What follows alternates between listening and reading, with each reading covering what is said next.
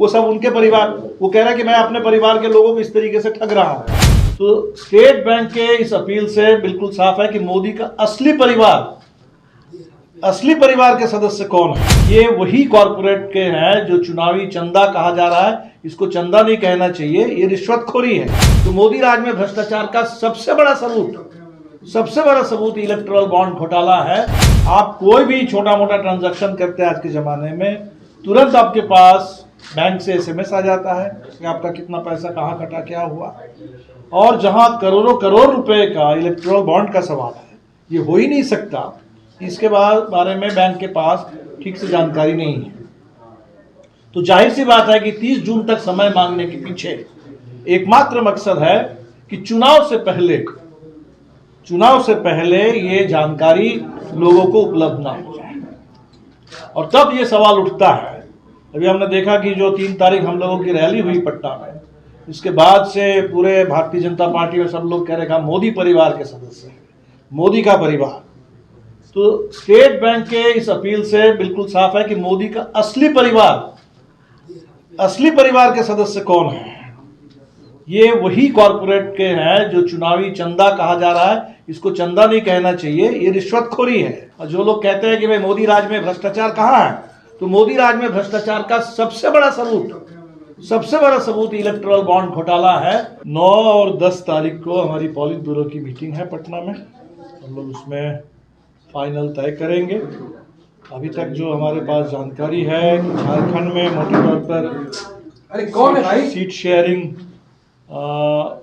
Final करीब हो गया है, और वहाँ कोडरमा सीट से हमारे उम्मीदवार रहेंगे।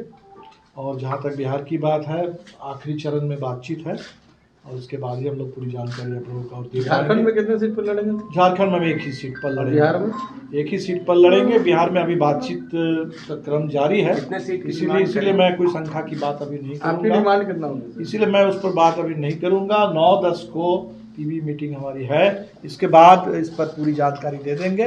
लेकिन हम उम्मीद करते हैं कि जिस तरह से जनता ने जो उम्मीद जताई है इंडिया गठबंधन पर, और जन विश्वास रैली में जो जन सैलाब उमड़ा, तो उस हिसाब से बिहार में हम लोगों को ठीक से सीट शेयरिंग का तय कर लेना चाहिए। और हमें तो पूरी उम्मीद है, पूरा भरोसा है कि बिहार का, झारखंड का, और उसी तरह उत्तर प्रदेश और महाराष्ट्र में भी 2019 में जो चुनाव परिणाम थे उससे काफ़ी अलग, बिल्कुल 2020 में हम लोग जहाँ तक पहुँच गए थे, बात उससे आगे बढ़ने का है, उससे बात आगे बढ़ेगी। बिहार इस पूरे देश में इस बदलाव के चुनाव में बिहार अगुवाई करेगा। ये पूरा बिहार। लोगों ने महिलाओं की बात वहाँ सुनी, और जो भी जिनके ऊपर महिलाओं ने आरोप लगाए थे उसमें सिर्फ महिलाओं के ऊपर अत्याचार का ही सवाल नहीं था, वहाँ ज़मीन मजदूरी की भी लूट का सवाल था। उन तमाम लोगों की गिरफ्तारी के लिए हमने आवाज़ उठाई। लेकिन इसको लेकर के भारतीय जनता पार्टी ने एक बहुत ही गंदा खेल राजनीतिक खेला है। भारतीय जनता पार्टी ने इस पूरे मसले को हिंदू महिला बनाम कुछ राष्ट्रीय के तृणमूल कांग्रेस के कुछ मुस्लिम नेता ये साबित करने की कोशिश की, जो सरासर गलत था।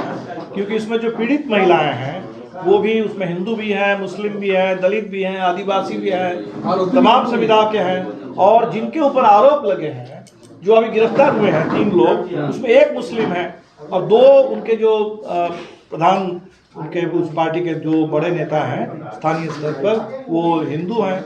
इसलिए इसमें कोई हिंदू मुस्लिम का सवाल नहीं था। इसको हिंदू मुस्लिम का सवाल बनाने की जो बीजेपी ने कोशिश की, हमने इसका पुरजोर विरोध किया। बिहार में सर आप लोगों की कितने सीटों की डिमांड है सर? कितने सीटों पर आप लोग क्या अनुमान चाहिए आप?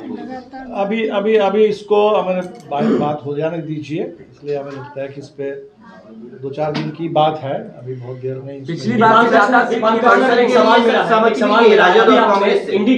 इंडी गठबंधन की बात की, नीतीश कुमार जब आप लोगों से हटे, नीतीश कुमार ने साफ कहा कि वो लोग कुछ भी साफ नहीं कर रहे थे। वो जो तय करना चाहते थे नीतीश कुमार, वो तय नहीं हो पा रहा था। कई सारी दिल में जो कसक थी वो बाहर को निकाले। क्या लगता है कि नीतीश कुमार के हटने से ये जो आप लोग इंडी गठबंधन मजबूती दे रहे थे, कितना फर्क पड़ा? नहीं, पहली बात, अगर नीतीश जी ने ये कहा हो कि कुछ साफ नहीं हो रहा था, और साफ करने के लिए भारतीय जनता पार्टी के पास चले गए हैं, तब तो इसके लिए मैं नीतीश जी का शुक्रिया अदा करूंगा कि अगर यही एक उसमें जो साफ नहीं हो पा रही थी चीज़ें कि नीतीश जी किधर रहेंगे, तो ये चुनाव से पहले उन्होंने साफ कर दिया। ये अच्छा काम उन्होंने किया। ये एक चीज बातें आ रही हैं कि नीतीश जी, लालू जी चाह रहे थे कि सीटों का बंटवारा विधानसभा में संख्या बल के आधार पर हो। नीतीश जी चाह रहे थे कि सीटों का बंटवारा लोकसभा की सीटों के संख्या बल के आधार पर हो। तो क्या उसी टसल की वजह से नीतीश जी क्या बाहर निकले? नहीं, उस वजह से क्यों बाहर निकलेंगे? उस वजह से क्यों बाहर निकलेंगे? अगर वो तय करके आए थे कि भाई हमने बहुत झेल लिया है भारतीय जनता पार्टी को, एनडीए में रह करके अब झेलना मुश्किल हो रहा है और संभव नहीं है, इनफ इज इनफ, ये कह करके अगर नीतीश जी चले आए थे तब तो उनको ही सोचना चाहिए। बाकी तो इधर जो बात थी, यहाँ कोई बात नहीं थी। अगर 16 सीट उनके पास 16 सांसद थे तो 16 सांसद एनडीए के बतौर जीते थे, एनडीए गठबंधन के हिस्से के रूप में। किसी दूसरे गठबंधन में जब आए तो नए सिरे से बात होगी, जाहिर सी बात है। तो मतलब वो ये पुरानी बात छोड़ दीजिए। अब हमें नहीं लगता है नीतीश जी अब कोई एजेंडा नहीं है क्या? नीतीश जी, आप लोगों को लग रहा है कि नीतीश जी कोई इंडिया गठबंधन के लिए अब कोई एजेंडा है, या आप पता नहीं, आप लोगों के पास ज्यादा जानकारी रीजन क्या है तो नीतीश जी जवाब देंगे, हम लोगों को थोड़ा ही कोई जवाब देना है इस पर। ये नीतीश जी चले गए, वो इधर आए थे, ये कहते हुए आए थे कि हम भारतीय जनता पार्टी से एक तरीके से बिहार को, पूरे देश को छुटकारा दिलाना चाहते हैं। अब भारतीय जनता पार्टी को शिकस्त देने के लिए हम इस गठबंधन में आए हैं, बल्कि वो यहाँ तक कह रहे थे कि पूरे देश के विपक्ष को हम एकजुट करने निकले हैं, क्योंकि हमारे सामने सबसे बड़ा टास्क है कि भारतीय जनता पार्टी का जो राज है 10 साल से, मोदी सरकार का जो देश को बर्बाद कर रहा है, उसको खत्म करना है। क्या तो इसमें नीतीश जी को राजनीतिक जवाब देना है तो नीतीश जी को ही देना है, हम लोग को इसमें कोई जवाब नहीं। इसमें तो मुझे लगता है कि तेजस्वी जी ने सही सवाल खड़ा किया कि मोदी जी जो इतनी गारंटी की बात करते हैं, क्या नीतीश जी की गारंटी लेंगे? इसलिए आप कहने वाले नहीं ना, हमें लगता है कि अगर बेटे हैं तो है, बिल्कुल फैक्ट है। तो इसमें परिवारवाद का क्या हुआ? और ये हम तो ये कह रहे हैं कि भारतीय जनता पार्टी, मोदी जी एक तरफ कह रहे हैं कि पूरा देश हमारा परिवार है, इस देश के सारे बेरोजगार नौजवान हमारे परिवार के ही सदस्य हैं, इस देश के सारे किसान जिनके ऊपर गोली चल रही है, जिनको दिल्ली में आने नहीं दिया जा रहा है, जिनके सामने बैरिकेड है, वो सारे किसान जो ठगे जा रहे हैं, एमएसपी नहीं मिल रहा है, वो सब उनके परिवार।